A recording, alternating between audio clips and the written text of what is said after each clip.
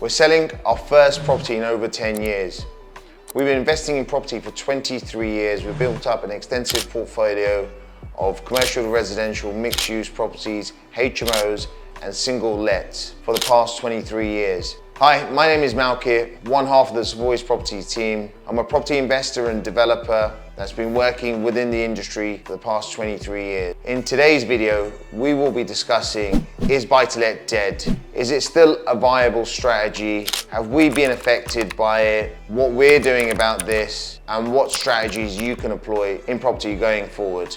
We are selling our first property in just over 10 years of our 23 years of investing. We've experienced extremely low interest rates, which has basically meant buy-to-lets within the areas of the southeast of England where we operate were viable, providing a decent return, and were a valuable piece of our portfolio.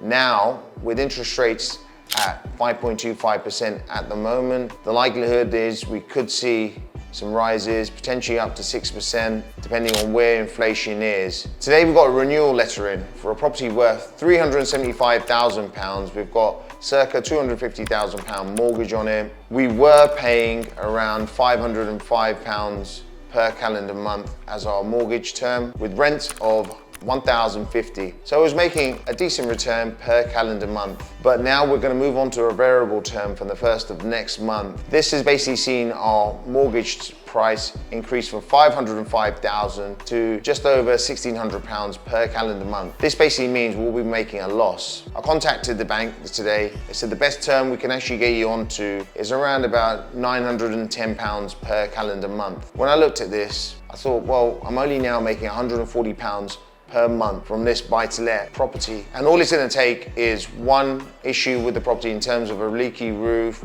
some major repairs, and there will be no profit for the year.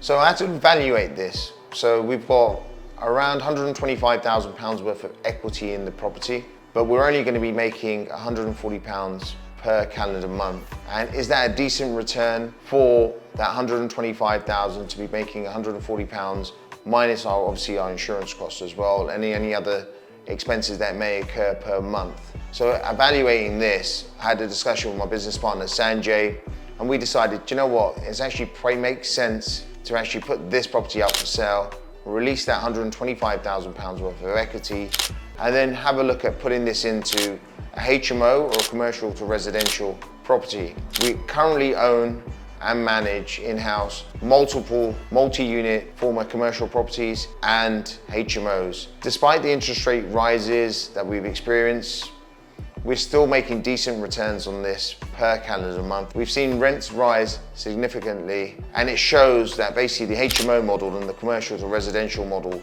is actually a sustainable model, and the rents are actually providing a decent return per calendar month. So now what we're actually doing is going through a whole portfolio, looking at properties that are going to come up for rate renewals next year, and then we need to make an analysis of whether they're ones that we keep or ones that we then look to sell on. So one of these properties that we were analysing was a flat. It's a studio flat worth £175,000. It was just under the 37.5 square meters required by most lenders. The lender that I was currently with no longer lends on properties of that size. So I had to look at going to another lender. Now, we found somebody, but they said, okay, you need to pay the loan down by £6,000. You need to spend £5,000 on an arrangement fee, and the mortgage per calendar month has risen from what we had previously of £400 per calendar month to £745 per calendar month. But we're only renting this unit out for £770. So we had to evaluate for putting £11,000 into a property